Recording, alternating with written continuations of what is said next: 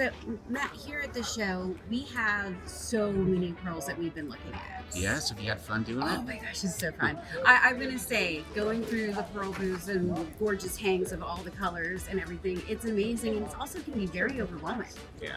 So, when we're looking at this Tahitian pearl versus this South Sea pearl, what are we looking at, like price-wise, and what makes one more expensive than the other? Ooh, wow. That's a common question people have. And I think part of the reason people are scared to buy pearls often is they don't know if they're getting a good deal because it can get kind of complicated. When it comes down to it, I always say this about pearls, but I'll say it about anything. The prettier it is, the more expensive it is. Isn't that the truth? I mean, think about life. The prettier it is, the more expensive it is. And it's pearls too. So now, beauty's in the eye of the beholder. But in general, most of us really like seeing a large, perfectly round, incredibly lustrous, shiny pearl that has some sort of color with some overtones of colors on it because it just pulls us in. So all these factors go into it. You can't take, say, a 12 millimeter Tahitian pearl, put it with a 12 millimeter South Sea white pearl, for example, and say which one's more expensive because it just depends. So the factors, the shape. So round pearls are more desirable, which means you pay more for round. I love Baroque pearls, but people pay more for round. Luster, how thick is the nacre and how shiny is that luster? And you put two pearls together, two Tahitian pearls the same size, one's going to be a little more dull, the other one's going to be very lustrous. Then you've got blemishes, surface quality.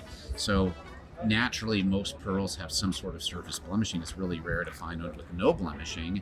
So that's going to come into the picture as well. So you can't really take say something as simple as just size or just type. You can't say what makes one 10 millimeter pearl more expensive than another, or is this region more expensive than the other region. You got to consider all of it together. So you've got the luster, the nacre quality, the surface, the size, and the shape. All of that goes together. And the more you add on to the stack, the more expensive the pearl's going to be.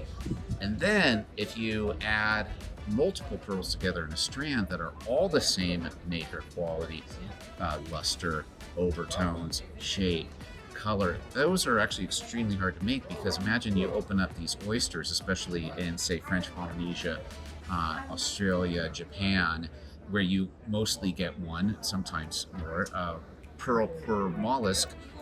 You've got to open up a ton to get a matching strand, and often it takes years, and people don't necessarily appreciate that. So a strand has a certain extra amount of value to it as well.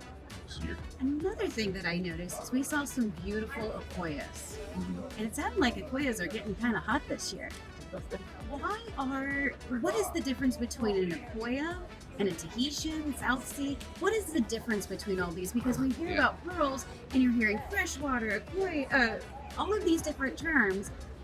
What are the difference between all of these? Where they're grown and what mollusk they come from, for the most part. So Akoya pearls come from a particular mollusk, an Akoya mollusk, and it's like a little guy. It's not that big, and so the pearls tend to be smaller, and they're mostly in salt water near Japan. And a Tahitian pearl is going to come from a much bigger oyster, and those are in French Polynesia, but they're the only ones that can produce something like this. These are Tahitian pearls, and you notice they tend to be the black pearls. People call them black pearls, but they can be like light grays and all sorts of cool overtones, peacock green, etc. Then you've got South Sea pearls, which you've heard about, and we're at the gem show today. You and I looked at some gorgeous yellow South Sea pearls. There's white South Sea pearls. A different mollusk. Again, that's the largest mollusk in the world of mollusks that create pearls. And I say mollusk because we've all heard of oysters creating pearls. The reality is that mollusk is a little bit more appropriate because there's also freshwater pearls. Now, freshwater pearls don't come from oysters, they come from mussels. Both are part of the mollusk family. So in general, that's why you hear me say mollusk instead of oyster. So the difference is really the varietal of mollusks that they come from and what part of the world they come from. So when we see a small white pearl with a little bit of the rose tint to it. We're looking at a larger South Sea that's white. You can kind of tell a little bit of a So difference. can you once tell? Yeah, you're starting to figure out how you can tell just by looking. So is it possible for somebody just to look at a pearl? Let's say I'm wearing one and you're wearing, and tell what they are. There's a very good chance I can point out Akoyas because they're going to be smaller. Really, really rare to get Akoya over 10 milliliters, right? And they tend to be ultra lustrous. And you can take a look and get a pretty good idea if somebody's wearing Akoyas or not. Same thing with Tahitian. If it's going to be black or kind of a greenish, gray, and they tend to be at least 8 millimeters, you're probably looking at a Tahitian. And then South Seas, we saw those beautiful golden South Seas. Or if it's a very large white pearl, that's often a South Seas because those things can get up to 20 millimeters plus, large ones. Where this comes into the curveball is freshwater pearls, because lately they've been able to create freshwater pearls that kind of look like Akoya and kind of look like the South Sea pearls, and so that can be kind of confusing, and it's very easy to make the mistake if you're identifying pearls between the two. That takes a little bit more look. But as far as looking at somebody's neck, you can generally kind of tell. Yeah.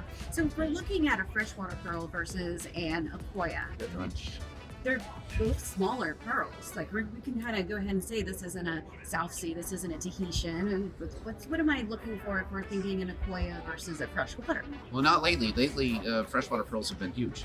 As a matter of fact, earlier we were at a booth here at the show. Remember those kind of purplish ones I looked at? They were 15 millimeters. Those were freshwater pearls. Oh. So it's kind of a recent thing that they've been able to actually nucleate. Put a bead in these freshwater mollusks to create a pearl like they do in South Seas, for example, or Tahiti. And so now the size is even rivaling the other pearls. So you can't go off of size. So the size difference, I know back when I first got into the industry, freshwaters were always small. Yeah. When did they start making the bigger? Tiny little ricey things. Tiny things. Yeah. Right. We used to put them in multiple strands and twist them together. Yes, exactly. It was maybe the last 15 years or so, the Edison pearls is what they call them, nucleated freshwater pearls have come onto the market, and they've been getting better at bigger sizes and round pearls because they used to, and they still do, most freshwater pearls, nucleate them with a piece of tissue.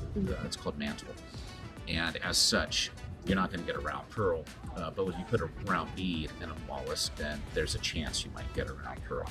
So I'd say maybe the last 15 years or so, they've been really kind of pushed up in the market, and it seems like more and more every year. We saw a lot at the show today. Yeah, absolutely. And they're beautiful. Mm-hmm.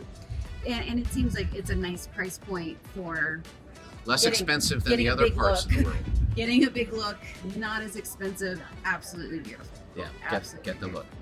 But when you're wearing them, you just know that you're not wearing a South Sea set. There must be something there too, It's true. It's kind of like wearing like a natural diamond versus a lab diamond. Exactly. It's you know. Yeah, exactly. Here's another question for you. We saw a lot of dyed pearls today, and we talked about how you can tell it's a dyed pearl versus a non-dyed pearl. When someone's wearing a dyed pearl, do they need to care for that any different? I'm only laughing because when I first got into this and just started messing around with making pearls, a guy called me who I drank wine with, and it turns out he was a photographer for NBC, and his girlfriend was on The Office. Oh my gosh, why can't I think of her name right now? Reddish hair, and I don't know why her name's escaping me. Kate Flannery, that was her name. Kate Flannery from The Office was wearing the pearls, and I didn't talk to her. I think she was, I'm sure, it sounds like a good sport about it. As a matter of fact, I emailed her maybe a year or two ago and whatnot, and she didn't actually mention it. I'm not even sure she'd been in person. Oh, I'm sure she remembers that. I'm sure she remembers. But anyways, she was going to a red carpet event, and he asked if I could make a red pearl necklace because she was wearing a red dress on a red carpet event. And I said, absolutely. So you can dye pearls, and pearls love dye. They're very porous, actually. They suck up dye. What I didn't realize is that when I had these pearls ordered, I didn't do the dyeing, but I ordered them dyed, and they got sent to me right away, is I guess it must take some time for them to really settle in, or maybe there's a difference in the dyes, and one dye is good, one dye is bad. I had no idea what I was doing, so I hired the first person that said they could dye pearls. Well, I sent her the red necklace. Oh no, I know where this is I get a going. call, hot LA evening, and it's Chris. And he's like, there's red dripping down her neck from the pearls. I'm like, oh my God, I'm so sorry. I'll never forget that call. So, all the pearls that you saw today, I have never since that day seen a pearl lose its color on skin. So it must have been whoever it was that I hired to make these things, and I have no idea what they did, but no, I don't see dye for pearls. Or at least maybe the ones that we see here sit for a while first or something. I'm not really sure, actually. But that was a long time ago. I have never seen dye for pearl ever since. That's so good to know. But we also knew, taking care of your pearls. Pearls are the last thing you put on and the first thing you take off, because you don't want to get hairspray and perfume and all those things and mess with the luster. I've seen some dyed pearls with people that weren't as cautious of abiding by that rule, having them color. just get just so many discolorations. What's wrong with my pearls? And what did you do with them? Right, lotions or perfumes. Or I gotta just say one thing about that though. Sometimes pearls should not be the first thing you take off. They should be the last thing you take off, because that's pretty darn sexy. I'm just saying. It's true. It's true. Cool.